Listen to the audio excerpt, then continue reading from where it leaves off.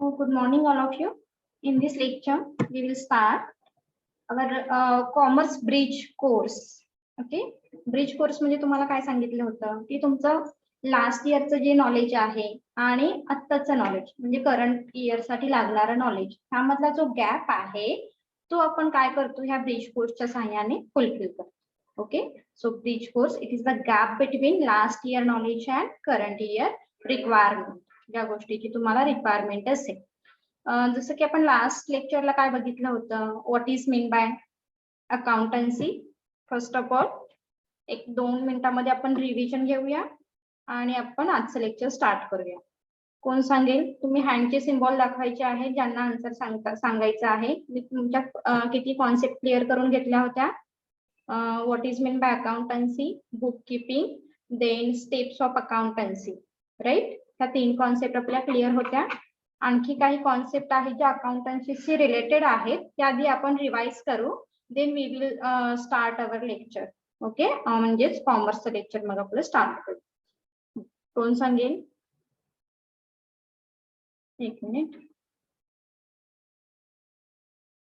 हा, नियती सांग.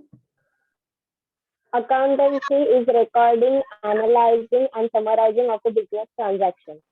Very good. Okay, then आणखी कोण सांगेल?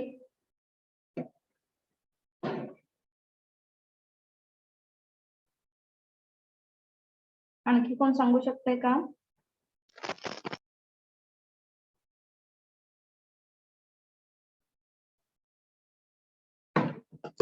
प्रगती सांग. Means recording, analyzing, summarizing of the business transaction. Okay, very good. Ayesha, हा सांग.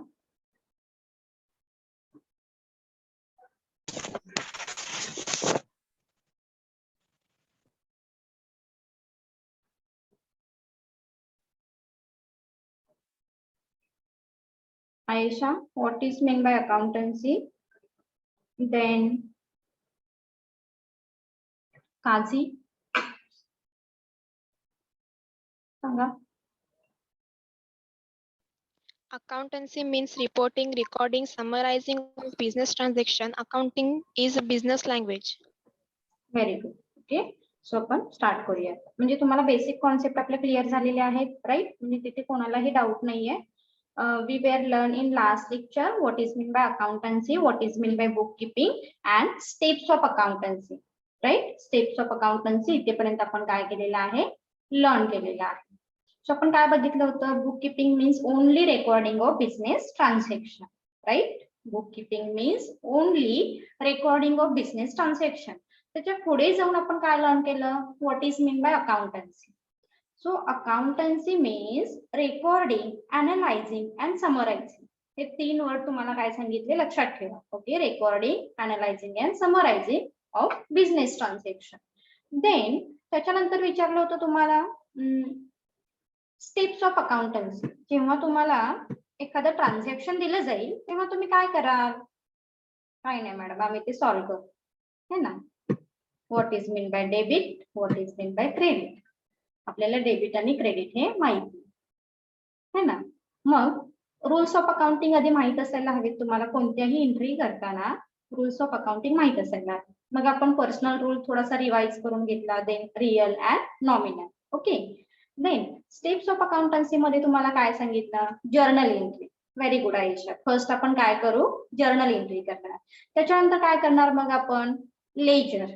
ओके, त्या जर्नल एंट्रीचं लेजरिंग करणार. लेजर अकाउंट आपण कॅल्क्युलेट केल्यानंतर लेजर अकाउंट मध्ये जेव्हा आपण पोस्टिंग करतो तेव्हा त्याच्यानंतर काय करणार आपण, balancing of ledger account. Ledger account आपण क्लोज करू. After closing of ledger account we will prepare trial balance. त्याच्यानंतर आपण पुढे जाऊन काय करणार आहोत, ट्रायल बॅलन्स प्रिपेअर करणार आहोत. And the last step of accountancy is preparation of final account. आपण लास्ट स्टेप मध्ये काय करणार आहोत तर preparation of final account. Okay, so इथेपर्यंत आपण काय केलं होतं, लर्न केलं होतं in last lecture. Good. So last step of accountancy, preparation of final account. बरं, फायनल अकाउंट म्हणजे काय बरं, सांगता येईल का?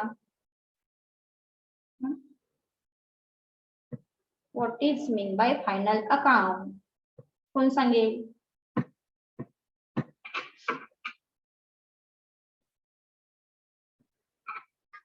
सो लास्ट लेक्चरला काय झालं होतं हे आपण थोडंसं रिवाइज करून घेतलं. पुढे जाऊया आपण. What is mean bye final account? What is mean bye final account? सांगा बरं. फायनल अकाउंट म्हणजे काय म्हणतो आपण? Final account means balance sheet है ना. फायनल अकाउंट म्हणजे काय? Balance sheet, profit and loss account and trading account. हे 3 अकाउंट जे आहेत ते तुमच्या फायनल अकाउंटशी रिलेटेड असणार आहे. So balance sheet indicate financial position. Balance sheet काय करते? Balance sheet indicate financial position of the company. जर तुम्हाला विचारलं बॅलन्स शीट काय करते तर सांगता आलं पाहिजे शॉर्ट मध्ये, balance sheet indicate financial position of the company in particular date. Particular date म्हणजे काय? तर वर्षाच्या शेवटी आपण काय करतो? बॅलन्स शीट प्रिपेअर करतो है ना. आणि ऍक्च्युअल पोझिशन काय आहे कंपनीची we can easily find out with the help of balance sheet. Okay बरं. मग बॅलन्स शीट काय करते? फिनान्शियल पोझिशन फाइंड आउट करते. जर तुम्हाला विचारलं फिनान्शियल रिझल्ट कोण फाइंड आउट करणार आहे? फिनान्शियल रिझल्ट कोण फाइंड आउट करतो? सांगता येईल का?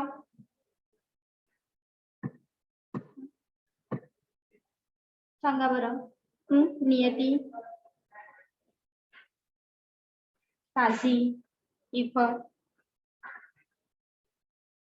आयेशा. कोणतं अकाउंट फिनान्शियल रिझल्ट इंडिकेट करते?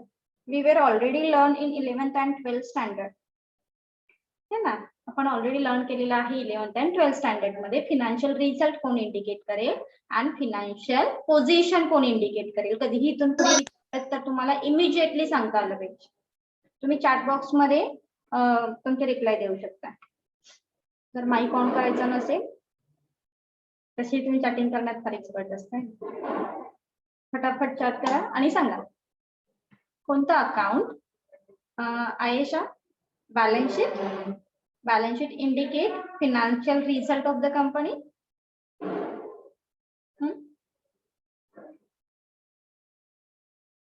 No no good. No Mehrab. No no. Income and expenditure. Tuba. That means profit and loss account. Okay. जर तुम्हाला विचारलं balance sheet sorry which account show financial result of the company, that time आपला answer काय असायला हवा? Profit and loss account. Financial result indicate by profit and loss account and financial position indicate by balance sheet. Is it clear? Is it clear? Yes, ma'am. Yes, ma'am. Very good. Yes, ma'am. Yes, ma'am. So बरं, आता आपण balance sheet, profit and loss account, trading account माहिती आहे तुम्हाला काय करतं. Trading account show gross profit और gross loss of the company. Okay. Gross profit काय आहे, ग्रॉस लॉस काय आहे हे इंडिकेट करतं. प्रॉफिट अँड लॉस अकाउंट काय करतं? प्रॉफिट काय आहे आणि प्रॉफिट नेट प्रॉफिट काय आहे, नेट लॉस काय आहे हे इंडिकेट करतं. 11th and 12th स्टँडर्ड पर्यंत आपण इतकेच लर्न केलं आहे ना. Partnership, final account detail learn केलं. त्याच्या पुढे जाऊन जर तुम्हाला विचारलं which account show liquidity position, profitability position, solvency position of the company, आपण काय केलं? बॅलन्स शीट ड्रॉ केली आणि वर्षाच्या शेवटी लक्षात आलं आपल्या अरे बापरे इथे तर आपल्याला प्रॉफिट होतच नाहीये, आपलं डेप्ट जास्त आहे, आपला प्रॉफिट हा कमी आहे, आपल्याला अजून इंटरेस्ट द्यायचा आहे, डिव्हिडंड द्यायचा आहे, लोन पे करायचं आहे, बऱ्याचशाच गोष्टी आपल्याला वर्षाच्या शेवटी लक्षात येतात. मग काय करावं लागेल? मग जर तुम्हाला तुमच्या कंपनीची पोझिशन कशी आहे हे मंथ वाईज चेक करायचं असेल, 6 month वाईज चेक करायचं असेल, डे वाईज चेक करायचं असेल, that time we will choose a very best technique of management like a ratio analysis. लक्षात ठेवा. रेशिओ अनालिसिस हे असं टेक्निक आहे मॅनेजमेंट अकाउंटिंगचं ज्यामधून तुम्ही काय करू शकता? We can easily identify, we can easily find out company's position, like liquidity position, like solvency position, like profitability position, any.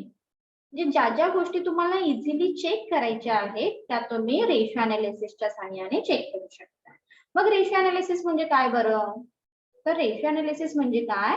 It is the relationship between two terms. Ratio analysis means it is the relationship between two terms. दोन terms ज्यामधलं आपल्याला relation find out करायचं असतं. आता हे सगळं तुम्हाला detail कुठे learn करायचं आहे? SYBCom. ज्या मेन थिंक आहेत ज्या तुम्हाला महत्वाच्या आहेत त्या फक्त मी तुम्हाला एक्सप्लेन करते. ओके. सो रेशो अनालिसिस हे टेक्निक आहे ज्यामधून आपण प्रॉफिटेबिलिटी पोझिशन काय आहे, सॉल्व्हन्सी पोझिशन काय आहे, लिक्विडिटी पोझिशन काय आहे हे फाइंड आउट करू शकतो with the help of profit and loss account, balance sheet and trading account. ह्या तिन्ही अकाउंटच्या सहाय्याने तुम्हाला काय करायचं आहे? कंपनीची वेगवेगळी पोझिशन फाइंड आउट करायची आहे. सो शॉर्ट मध्ये जर विचार what is mean bye ratio, तुम्हाला डेफिनेशन आता लक्षात ठेवायचे का सगळ्यांना? What is mean bye ratio? So काय सांगाल? Ratio means it is the relationship between two terms. Ratio means it is the relationship between two terms. यामध्ये दोनच टर्म्स असतील आणि ते एकमेकांसाठीच त्यांचं रिलेशन कसं आहे हे इंडिकेट करण्याचं का रेशो अनालिसिस मध्ये आपण करत असतो. Is it clear? Ratio analysis. Yes, ma'am. Yes. किती स्टुडंट आहेत? 65. त्यामध्ये फक्त एका स्टुडंटला समजलं का? नाही. बाकीच्यांनी रिप्लाय द्या फटाफट. Good. Yes, ma'am. So this is all about Yes, yes. brief Yes, course ma'am. of- Yes, ma'am. Yes, ma'am. Very good, very good, Sarah. Then Hiram, Dipti, Aditi, Tejaswini. Okay, फटाफट तुमच्या कमेंट्स दिसतात म्हणजे तुम्हाला तुमच्या लक्षात आलं. आपण अकाउंटन्सीच्या कॉन्सेप्ट किती लर्न केल्या हे एका पेज वरती असू दे. ब्रिज कोर्स असं हेडिंग द्या आणि ब्रिज कोर्स मध्ये आपण काय काय लर्न केलं हे एका पेज वरती येऊ दे. ओके. देन पुढे जाऊया आपण. आज आपण काय स्टार्ट करणार होतो? तो आजचं लेक्चर आहे कॉमर्स ब्रिज कोर्स. कॉमर्स म्हणजे काय बरं सांगता येईल? हे सुद्धा आपण काय केलं? ऑलरेडी लर्न केलेलं आहे. What is mean bye commerce. आता बघितलं आपण अकाउंटन्सीच्या बऱ्याच कॉन्सेप्ट आपण बघितलं. ओके, सांगा. ज्याने ज्याने हँडची सिम्बॉल दिसतायत नियती. देन आणखी कोण कोण आहे? इफ, मृदुला. हा, मृदुला सांग.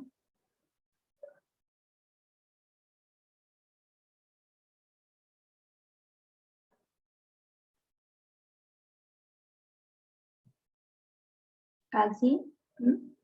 सांगा.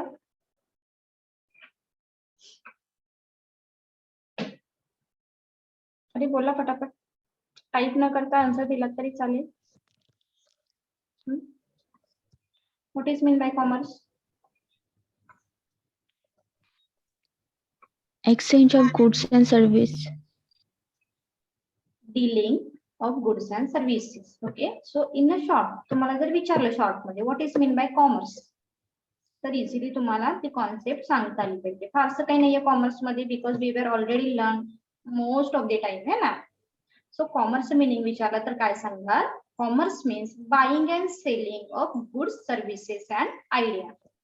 Commerce means buying and selling of goods services and idea. मग गुड्स म्हणजे माहिती आहेत ना तुम्हाला. फॉर एक्झाम्पल जे आपण फिजिकली बघू शकतो, सी करू शकतो, टच करू शकतो, this is called the goods. मग आपण डे टू डे लाईफ मधलं एक्झाम्पल घेऊ शकतो. लाईक पेस्ट आहे, ऑइल आहे, देन तुमचे बाईक्स असतील, कार असतील. ओके, ज्या गोष्टी फिजिकली आपण बघू शकतो this is called the goods. Okay. Then services म्हणजे माहिती आहे आपल्याला सगळ्यांना. Services is intangible in nature. We cannot see, we cannot be touch. Okay. मग सर्व्हिसेस कोणत्या असतात? सर्व्हिसेस कोणत्या असतात सांगा बरं. सांगता येईल? सर्व्हिसेस काय आहेत? For example teaching, education is a service. Hospital service, banking service आहे, देन इन्शुरन्स सर्व्हिस आहे. ज्या सर्व्हिसेस आपण काय करतो तर कन्झ्युम करतो. ओके, म्हणजे तुम्ही आता लर्न केलं, पण we can't see in numerical form.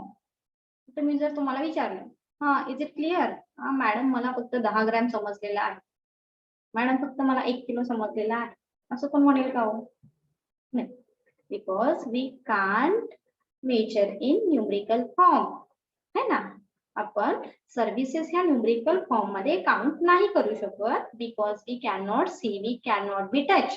आणि याच्यासाठी काही मेजरमेंट पण आहेत की तुम्ही कशा पद्धतीने त्या सर्व्हिसेस यूज केलेल्या आहेत, किंवा for example are you satisfy or not, तुम्ही सॅटिस्फाय आहात किंवा नाहीये, ह्यासाठी सुद्धा काही मेजर्स आहेत. त्यामधून आपण qualitative data we can easily measure with the help of various instrument. पण ते ऍक्च्युली तुमच्या सिलेबसचा पार्ट नाही आता. फक्त लक्षात ठेवा की सर्व्हिसेस सुद्धा आपण मेजर करू शकतो. जसं आपण प्रोडक्ट मेजर करू शकतो तसं सर्व्हिसेस सुद्धा आपल्याला मेजर करता येईल. देन नेक्स्ट आहे आयडिया. आयडिया म्हणजे काय? आयडियाने ओढापण मत झालेली आहे, ती आयडिया नव्हे बरं. मग आयडिया म्हणजे काय? गुड्स म्हणजे लक्षात आलं तुम्हाला? फॉर एक्झाम्पल गुड्सचं एक्झाम्पल देऊ शकता तुम्ही, oil, paste, soap etcetera etcetera. म्हणजे आपण ज्या गोष्टी बघू शकतो त्या गोष्टी टच करू शकतो. सर्व्हिसेस विचारलं तर सर्व्हिसेसची एक्झाम्पल देऊ शकतो. सर्व्हिसेस मध्ये बँकिंग आहे, हॉटेल आहे, देन एज्युकेशन आहे, ह्या गोष्टी सगळ्या सर्व्हिसेस मध्ये इन्क्लूड होते. Okay, we can not be see, we can not be touch. Ideas मध्ये काय आहे? तर आयडियाज मध्ये ज्या गोष्टी social awareness point of view ने प्रोव्हाइड केल्या जातात, ज्याची इन्फॉर्मेशन प्रोव्हाइड केली जाते, this is called the idea.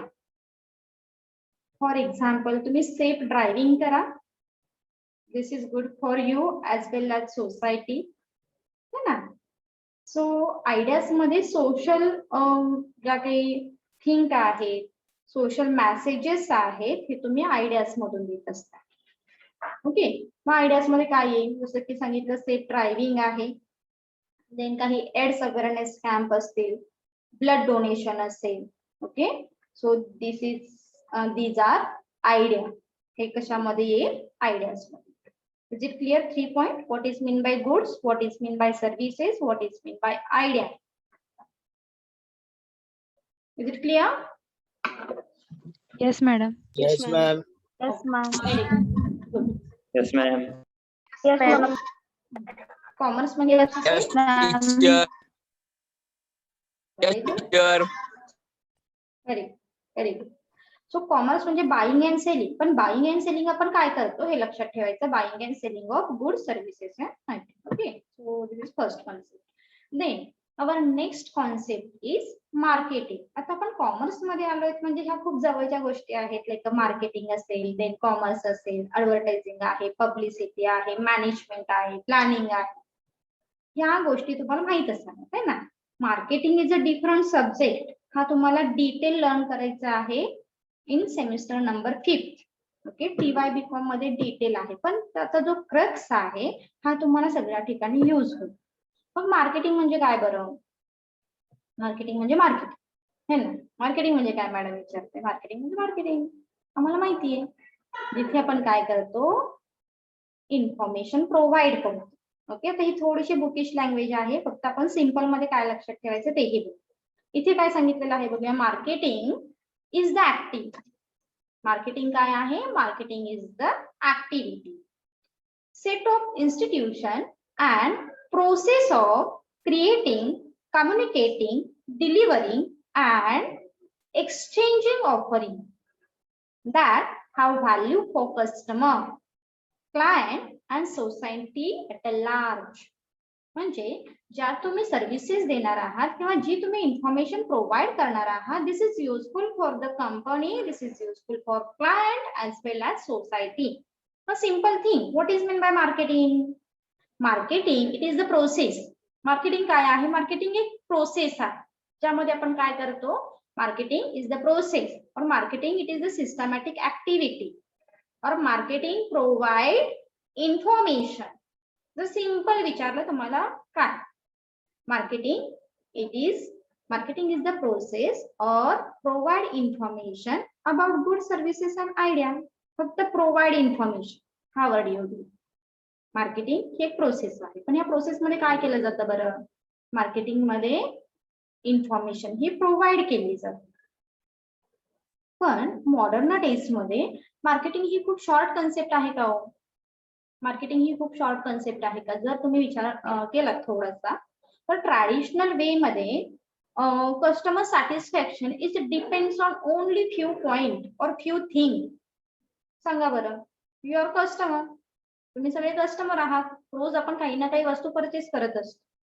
तुमचं सॅटिस्फॅक्शन हे कोणत्या गोष्टीवरती डिपेंड्स आहे?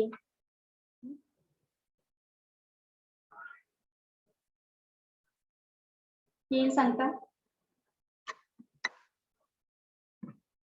कोण सांगेल? सपोज, आणि टू वे कम्युनिकेशन मस्ट. फक्त मी एकटी नाही बोलणार, तुम्ही बोला. जर तुम्ही कस्टमर Price of the म्हणजे आहोत, मला बोलायला थोडस ऑड वाटत असेल तर मेसेज करा. Quality and price of the goods. price of the product, ma'am. Good. Then म्हणजेच जर आपण ऍज अ कस्टमर आपण काय एक्सपेक्ट करतो, तर रिझनेबल प्राइस मध्ये मला छान वस्तू अवेलेबल आहे ना. बेसिक थिंग हे reasonable, like a reasonable price first thing. Then आणखी काय एक्सपेक्ट करतो आपण? Qualitative product. Good quality product. Good. Qualitative product आपण काय करतो? क्वालिटेटिव्ह प्रोडक्ट हे अज्युम करतो. क्वालिटेटिव्ह प्रोडक्ट आपल्याला एक्सपेक्टेड असणार आहे. बट आता जर यू आर मॉडर्न कस्टमर है ना, आपण मॉडर्न आहोत थोडेसे, आपण थोड्याशा हाय लेवलच्या एक्सपेक्टेशन ठेवू शकतो सर्व्हिस प्रोव्हायडर कडून. सपोज तुम्ही एका दापोली मार्केटमध्ये गेलात, तिथे 2 स्टोअर आहेत है ना. अज्युम करा तुम्ही एका स्टोअर मध्ये गेलात, तिथे सगळे ज्या वस्तू आहेत ना ह्या कशाही ठेवलेल्या आहेत, आणि तुम्हाला सांगितलं की अरे खूप रिझनेबल प्राइस मध्ये यू कॅन परचेस. तुम्ही काय करा? परचेस करा वस्तू.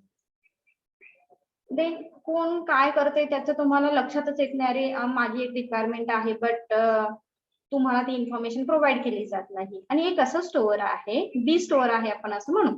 एक बी स्टोअर आहे आणि एक ए स्टोअर आहे.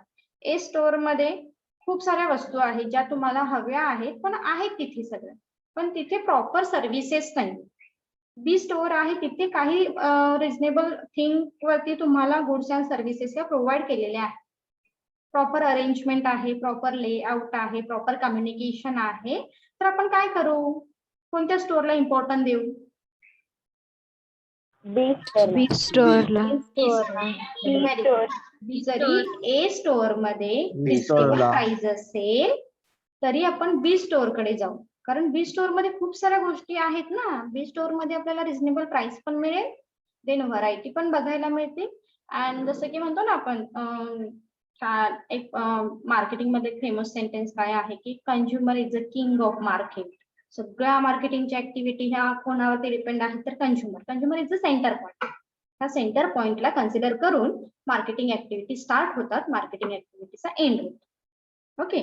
मग मॉडर्न डेज ट्रॅडिशनल मध्ये कसं होतं की डझंट मॅटर तुम्ही आमच्याशी बोलताय नाही बोलताय, आम्हाला रिझनेबल प्राइस मध्ये वस्तू मिळाल्या ना आय एम सॅटिस्फाय, आम्ही सगळे छान मस्त मजेत आहोत असं सांगितलं जातं. We are satisfy. पण मॉडर्न डेज मध्ये असं नाही. मॉडर्न डेज मध्ये तुम्ही काय एक्सपेक्ट करताय? तुम्ही रिझनेबल प्राइस मध्ये वस्तू द्या, नाही जमत आहे ना हाय क्वालिटी एक्सपेक्टेड जर आम्हाला असेल तर तुम्ही जास्त प्राइस चार्ज करा, no problem, no issue. Depends on class of customer. Rich class काय म्हणतील? डझंट मॅटर प्राइस किती आहे ना, डझंट मॅटर प्राइस किती आहे, जर आम्हाला क्वालिटी प्रोडक्ट मिळत असेल वी आर सॅटिस्फाय. देन तिथे एखाद्या स्टोअर मध्ये गेल्यानंतर तुमची अरेंजमेंट कशी आहे, तुमच्या वस्तूची अरेंजमेंट कशी आहे, इट्स व्हेरी मायनर थिंग म्हणू शकतो आपण, खूप छोटी गोष्ट आहे. पण यावरती सुद्धा कस्टमर सॅटिस्फॅक्शन हे डिपेंडेबल असते. लक्षात येत आहे? Customer satisfaction is depends on several factor, आणि ह्या प्रत्येक फॅक्टरचा स्टडी मार्केटिंग मध्ये केला जातो.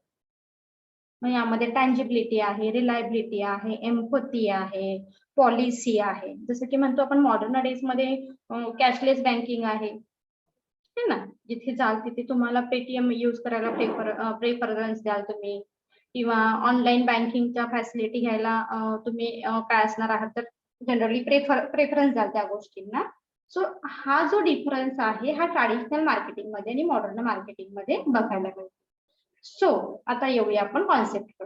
Marketing provide information about good services and idea as well as marketing find out consumer need, want and expectation and satisfying them.